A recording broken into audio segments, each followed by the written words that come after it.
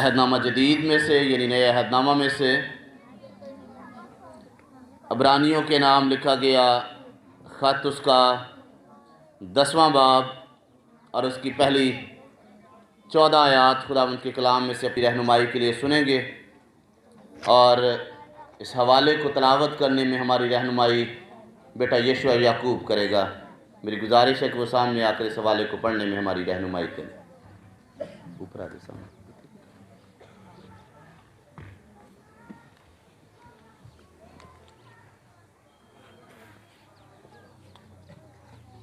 हम खुदावंद के पाक कलाम में से पढ़ेंगे अब्रानियों की कलीसिया के नाम पौलुस रसूल का खत और उसका 10वां बाब और उसकी पहली 14 आयत। खुदावंद के कलाम में यूँ लिखा है,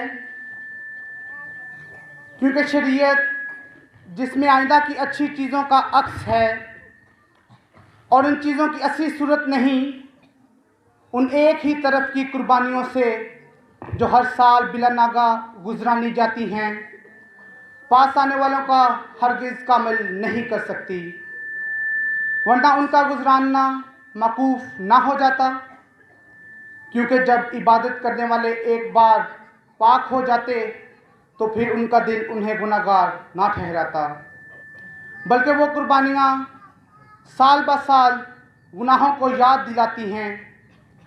क्योंकि मुमकिन नहीं कि बैलों और बकरों का खून गुनाहों को दूर करे, इसलिए वो दुनिया में आते वक्त कहता है कि तूने कुर्बानी और नज़र को पसंद ना किया, बल्कि मेरे लिए एक बदन तैयार किया। पूरी सोखदी कुर्बानियों और गुनाह की कुर्बानियों से तू खुश ना हुआ। उस वक़्त मैंने कहा, देख मैं आया हूँ ताकि ऐ खुदा तेरी मर्ज़ी पूरी करूँ। ऊपर तो वो फरमाता है कि ना तूने कुर्बानियों और नज़रों और पूरी सोखनी कुर्बानियों और गुनाह की कुर्बानियों को पसंद किया और ना उनसे खुश हुआ, हालांकि वो कुर्बानियाँ शरीयत के मुआफिक गुजरानी जाती हैं। और फिर ये कहता है कि देख मैं आया हूँ ताकि तेरी मर्ज़ी पूरी करूँ। गर्ज वो पहले को मकूफ़ करता है ताकि दूसरे को कायम करे। उसी मर्ज़ी के सबब से हम यीशु मसीह के जिस्म के एक ही बार कुर्बान होने के वसीला से पाक किए गए हैं। और हर एक काहिन तो खड़ा होकर हर रोज़ इबादत करता है और हर एक तरह की कुर्बानियाँ बार बार गुजरानता है, जो हरगिज़ गुनाहों को दूर नहीं कर सकती। लेकिन ये शख्स हमेशा के लिए गुनाहों के वास्ते एक ही कुर्बानी गुजरान कर खुदा की दाहिनी तरफ जा बैठा और उसी वक़्त से मुंतज़िर है कि उसके दुश्मन उसके पांव तले की चौकी बने, क्योंकि उसने एक ही कुर्बानी चढ़ाने से उनको हमेशा के लिए कामिल कर दिया है, जो पाक दिल किए जाते हैं। खुदा के पाक कलाम के पढ़े और सुने जाने पर खुदा उनकी ख़ास बरकत हो। आमीन। हम दुआ मांगे। कुदूस कादिर मुतलक ज़िंदा आसमानी खुदावंद, हम तेरी शुक्रगुजारी करते और तेरी तारीफ़ करते हैं। खुदावंद तेरा कलाम जो हमारे कदमों के लिए चिराग और हमारी राह के लिए रोशनी है। जब खुदावंद हम तेरे कलाम को सुने तो हमारे जहन, हमारे ख़्याल खुदावंद तेरे कलाम की तरफ लगे रहें और आज इस कलाम के वसीला से हम बरकत पाएँ और ऐ खुदावंद खुदा इस कलाम को अपनी ज़िंदगी में जगह दे सकें। दुआ को सुन और कबूल कर, यीशु मसीह के नाम से मांगते हैं, आमीन। मसीह खुदा मेरे अज़ीज़ो, आप सबकी सलामती हो। आज क्रिसमस का दिन है। हर कोई जो यहाँ पर मौजूद है या मौजूद नहीं है, हर एक मसीही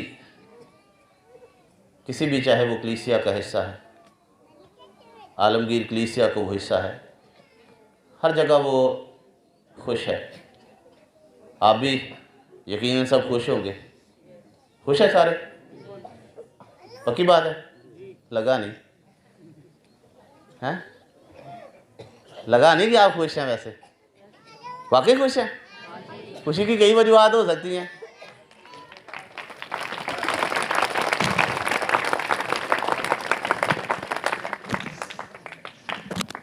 अच्छी बात है, खुश होना चाहिए। कहते हैं खुशी से एनर्जी लेवल जो है वो इंक्रीज होता है। आज जब हम क्रिसमस के पैगाम को सुनने को हैं, अब्रानियों के नाम लिखा गया ख़त उसका 10वां बाब और उसकी पहली 14 आयात आप सबके सामने पढ़ी गई। इससे पहले आप में से मुख्तलिफ लोग मुख्तलिफ उम्र के हिस्सों में पहुंच चुके हैं। आपने कई पैगामात क्रिसमस के सुने हैं, कई उन्वान आपने सुने होंगे। आपने सुना होगा क्रिसमस के मौजू पर निजात दहिंदा, इमैनुअल मज़मून सुना होगा जिसका मतलब है खुदा हमारे साथ। आपने शायद सुना हो किसी क्रिसमस पर जिसका मज़मून हो खुशी की बशारत, मुनज्जी अल मसीह और दीगर ऐसे खुदा की तमजीद, अपने लोगों को निजात देगा, तारा चमका है। और एक रात को भी मैंने मज़मून आप सबके सामने शेयर किया था, जितने यहाँ पर मौजूद हैं, वो था क्रिसमस की नीयत। ऐसे कई मज़मून, कई तरह से आप आज तक जो है वो खुदा के कलाम को सीखते आए। आज कि दोपहर जो हमारा मज़मून होगा लूका की अंजील उसका 2 बाब और उसकी 8वीं से 12वीं आयत तक खुदावंद के कलाम को एक दफ़ा फिर सुनेंगे। इसमें से एक छोटा सा हिस्सा जो है वो आज की दोपहर हमारा मज़मून होगा। लूका की अंजील उसका 2 बाब 8वीं से 12वीं आयत तक लिखा। उसी इलाके में चरवाहे थे जो रात को मैदान में रहकर अपने गले की निगहबानी कर रहे थे, और खुदावंद का फरिश्ता उनके पास सा खड़ा हुआ और खुदावंद का जलाल उनके चौगिर चमका और वो नहायत डर गए। मगर फरिश्ता ने उनसे कहा, डरो मत, क्योंकि देखो मैं तुम्हें बड़ी खुशी की बिशारत देता हूँ जो सारी उम्मत के वास्ते होगी कि आज दाऊद के शहर में तुम्हारे लिए एक मुनज्जी पैदा हुआ है, यानी मसीह खुदावंद। और इसका तुम्हारे लिए ये निशान है कि तुम एक बच्चे को कपड़े में लिपटा और चरनी में पड़ा हुआ पाओगे। कलाम मुक़द्दस का पढ़ा और सुना जाना हम सबों के लिए बरकत का बायस। आमीन। आज की दोपहर हमारे लिए मज़मून है 10वीं आयत में लिखा, मगर फरिश्ता ने उनसे कहा, डरो मत, don't be afraid, do not afraid, fear not, डरो मत। आज जो हमारा मज़मून इस वक्त है, जिसके बारे में हम थोड़े से वक्त के लिए सीखेंगे, खुदा का फरिश्ता चरवाहों के पास आया और उनको कहा कि डरो मत, आपने मेरे साथ रहना है, आपने मेरी बातों का साथ साथ जवाब देना है। पता चलेगा कि आप सीख रहे हैं। इंसान की ज़िंदगी में क्या क्या इक़साम होती हैं डर की, बता सकते हैं? सबसे ज़्यादा इंसान किस बात से डरता है? मौत से। और किस बात से डरता है? किस बात से इंसान डरता है? हाँ जी, जंग से भी डर लगता है। इंसान अंधेरे से भी डरता है। और किस चीज से डरता है? गुर्बत से डरते हैं। बच्चे जो पढ़ते हैं, जब उनका रिजल्ट आने वाला होता है तो वो किस चीज से डरते हैं? फेल होने से डरते हैं कि हम फेल हो सकते हैं। अगर हम प्लेयर है, खेलते हैं, खेल के मैदान में होते हैं, किस चीज़ से डर लगता है?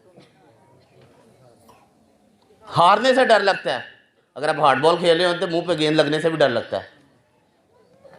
ऐसी कई इकसाम है। अदालत से डर लगता है, खुदा की अदालत का सामना करने से जो है वो हमें बाज़ औक़ात डर लगता है। और भी कई ऐसी शिया है।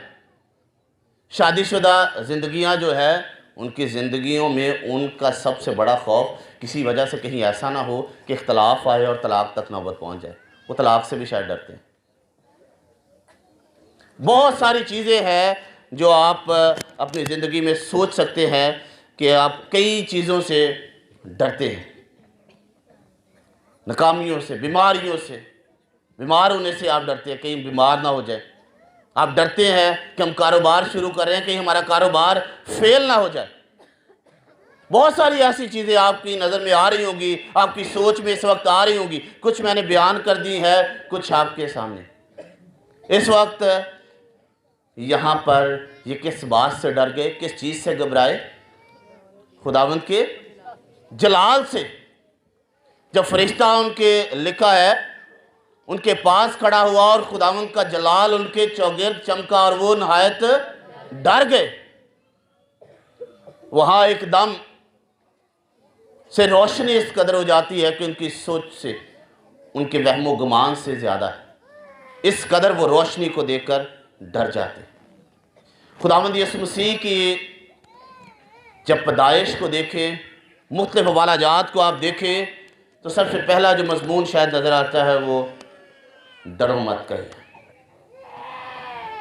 जब खुदा का कलाम जो है वो मरियम तक पहुंचा तो लिखा है वो घबरा गई। घबराना क्या है? डर जाना। वो डर गई कि ये कैसा कलाम है। और तब भी खुदावंद के फरिश्ता ने से क्या कहा? डरो मत। यहाँ पर जब फरिश्ता आया खुदा का कलाम लेकर, खुदा का पैगाम लेकर, तो लिखा है कि डरो मत। और ये पैगाम किसके लिए था? तमाम बनी नौ इंसान के लिए। आज हम सीख रहे हैं, आज हमारे लिए भी खुदा का कलाम आज हमसे भी कह रहा है कि डरो मत। डरने की ज़रूरत नहीं है, मसीहा आ चुका है। हमें घबराने की ज़रूरत नहीं है, ना घबराने और ना डरने की ज़रूरत है। ये डर जो है ये ख़त्म हो गया। किस चीज़ से ख़त्म हो गया? लिखा है फरिश्ता ने उनसे कहा डरो मत, क्योंकि देखो मैं तुम्हें बड़ी खुशी की बिशारत देता हूँ। डर को वो कन्वर्ट कर रहा है, वो तब्दील कर रहा है खुशी के पैगाम के साथ कि आपने डरना नहीं, मैं तो बल्कि आपके लिए खुशी का पैगाम जो है वो लेकर आया हूँ। और वो पैगाम सिर्फ उन चरवाहों के लिए नहीं है, लिखा है जो सारी उम्मत के वास्ते है, जो तमाम बनी नौ इंसान के वास्ते है, जो तमाम लोगों के वास्ते है जो शायद डरे हुए हैं, जो घबराए हुए हैं। और पादरी लियाकत कैसर साहब को अगर आप जानते हो तो वो कहते हैं कि मेरा उस जगह पर जाने का इत्तफाक हुआ जहाँ पर ये पैगाम जो है, ये खुदा का कलाम जो है वो ज़ाहिर हुआ। आज उस जगह पर, उस मैदान में चर्च बना दिया गया, उस जगह को प्रिजर्व कर लिया गया, उस जगह को महफूज कर लिया गया, उस जगह को यादगार बनाने के लिए वहाँ पर एक खूबसूरत चर्च जो है वो कायम कर दिया गया है, ताकि ये याद रहे कि यहाँ पर गडरिए जो थे वो अपने गले की निगाहबानी कर रहे थे, चरवाहे जो थे वो अपने गले की निगाहबानी कर रहे थे। उसको याद रखने के लिए कि यहाँ पर खुदा का कलाम नाज़िल हुआ, यहाँ पर फरिश्ता ज़ाहिर हुआ, उस जगह को महफूज कर लिया गया है ताकि जो आए वो याद करे कि अच्छा ये मैं उस जगह पर खड़ा हूँ जहाँ पर खुदावंद का कलाम जो है वो नाज़िल हुआ था। सारी उम्मत के लिए था, मेरे लिए भी था। और उसके साथ साथ वो जगह जहाँ पर चरनी थी, जहाँ पर खुदावंद यीशु मसीह पैदा हुए, उस जगह पर ज़मीन पर फर्श बनाया गया। पहले तो शायद वो अस्तबल था, सराया भी नहीं मिला उनको, अस्तबल था, कच्ची जगह होगी, गंदगी होगी शायद वहाँ पर, लेकिन उस जगह को खूबसूरत बनाया गया और उस जगह पर गोल्डन कलर का एक स्टार बना दिया गया, और ऐसा स्टार जिसका ना कलर मिटने का है ना किसी भी तरह से वो ख़राब होने का नहीं। उस जगह को भी महफूज कर लिया गया, वहाँ पर भी गोल्डन कलर का स्टार बना दिया गया। याद रहे कि यहाँ पर आकर स्टार जो है वो रुका था, कि यहाँ पर जो है वो खुदावंद यीशु मसीह मौजूद है। उसी यादगारी में कि यहाँ खुदावंद यीशु मसीह की पैदाइश हुई, ये वो जगह है, वहाँ पर लोग आज पूरी दुनिया से मसीही आते और वहाँ पर तस्वीरें बनाते, अपने उस लम्हात को जो है, जो वहाँ पर उस जगह पर उन्होंने गुजारे जहाँ पर खुदावंद यीशु मसीह की पैदाइश हुई थी, उन लम्हात को महफूज कर लेते। ये सारी चीज़ें उन जगहों को जहाँ जहाँ पर खुदावंद यीशु मसीह ने अपनी खिदमात सर अंजाम दी या खुदावंद यीशु मसीह की पैदाइश हुई, उस कौम ने उसको महफूज कर लिया। और ये जगह कौन सी थी? लिखा है उसी इलाका में चरवाहे। ये बैतलहम का एक थोड़ा सा दूर का इलाका था। बैतलहम और उसके पास कोई खाली जगह मैदान पड़ा हुआ था, जहाँ पर वो रात को अपने रेवड़ को, अपने गल्लों को लेकर बैठे हुए थे। उनको वहाँ पर उन्होंने महफूज रखा हुआ था, रेस्ट कर रहे थे, रात का टाइम था। और ये बात कही जाती है कि ये ना तो आम चरवाहे थे और ना ये आम गला था। जैसे आम सी भेड़ नहीं होती, ऐसी भेड़ नहीं थी, ना ही कोई ये आम सा गला था, बल्कि ये वो गला था, ये वो भेड़ें थी, ये वो बर्रे थे, ये वो जानवर थे जिनको हैकल में लेकर जाते और उनकी कुर्बानियाँ गुजरानते थे।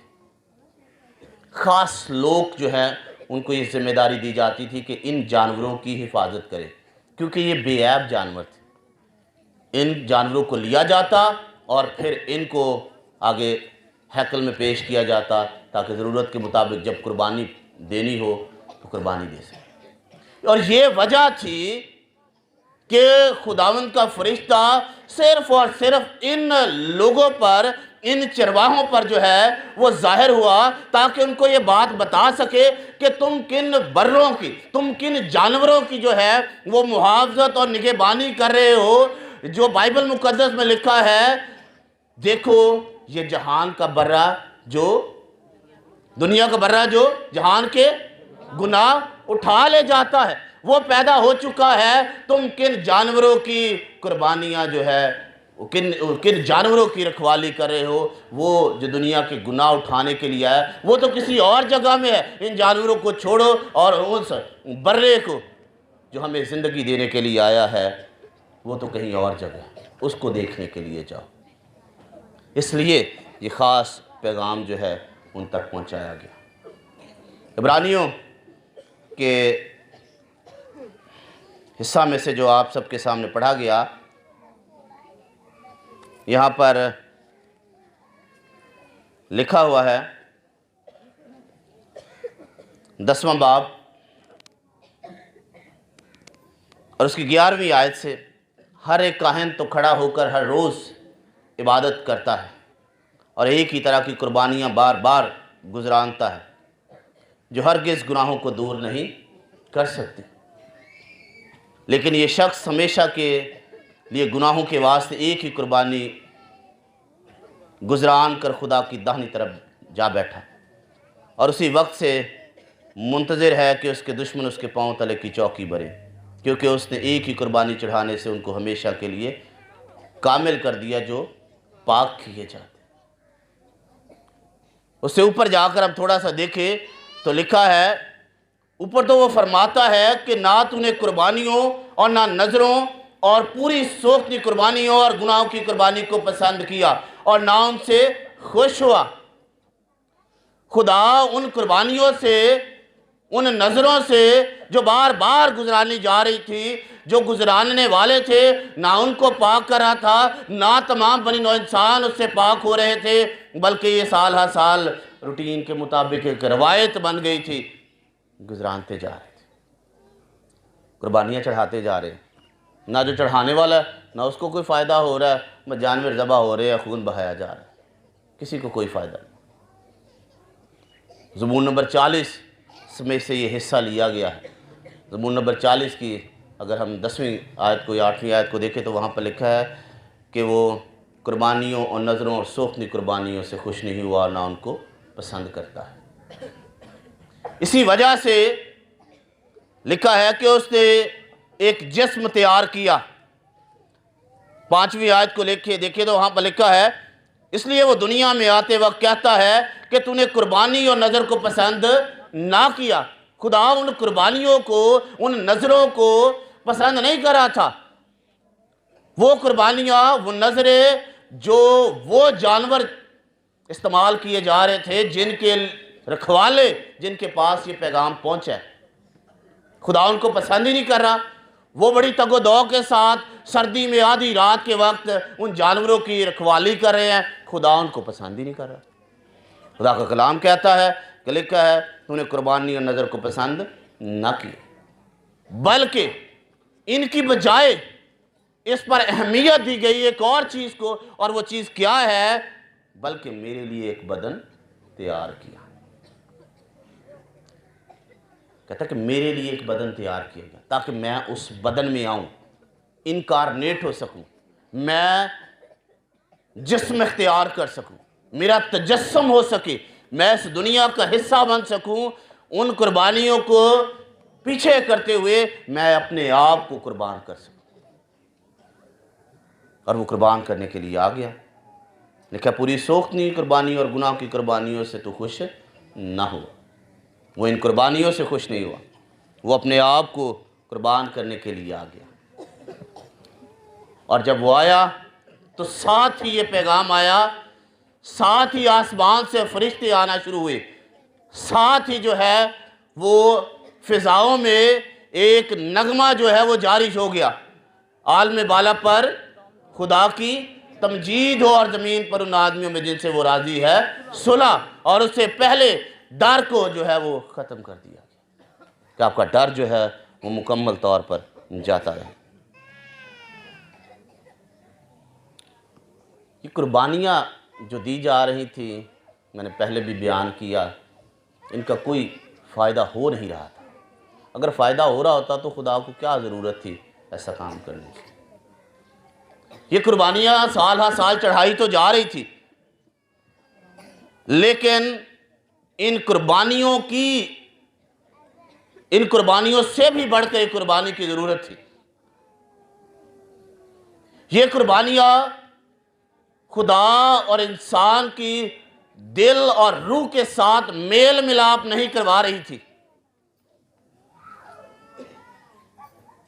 और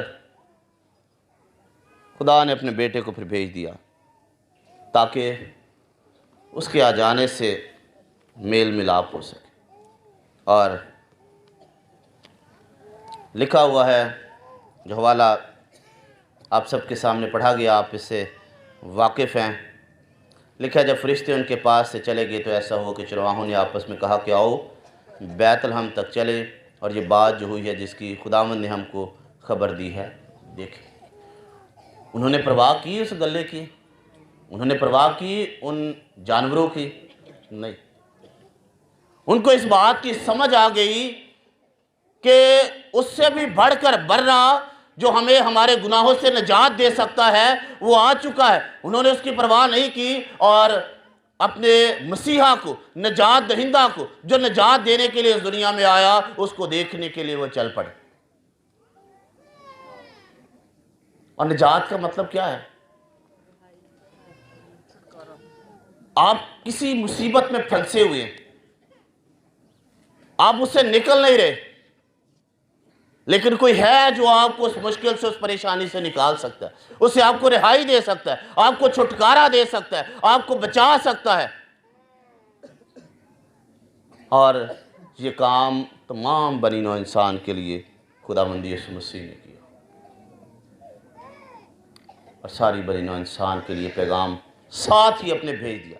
जैसे ही खुदावंद यीशु मसीह की आमद हुई, वैसे ही साथ ही तमाम बनी नौ इंसान के लिए, सारी उम्मत के लिए पैगाम आ गया कि अब डर, अब खौफ जो है वो ख़त्म हो गया है। वो गुनाह जो आपके ज़िम्मे थे वो अब ख़त्म होने को है। वो कुर्बानियाँ जो बार बार आप चढ़ा रहे थे, अब डरने की ज़रूरत नहीं है, वो ख़त्म हो रही। सब कुछ जो है वो आपको मिलने को है। वक्त जो है वो अब आ चुका है कि आप खुशियाँ मनाएं। खुशी का पैगाम आप तक पहुंच रहा है। यशायाह नबी का सहीफ़ा देखिए तो वहाँ पर लिखा हुआ है, अंधोहीन की तीरगी जाती रही। जो गमज़दा है, अंधोहीन का मतलब होता है जो गमज़दा है, जो सोगवार है, जो दुखी है, जो परेशान है, उनकी सारी मुश्किलात, सारी परेशानियां जाती रहेंगी। तीरगी का मतलब है डिमनेस, धुंधलापन।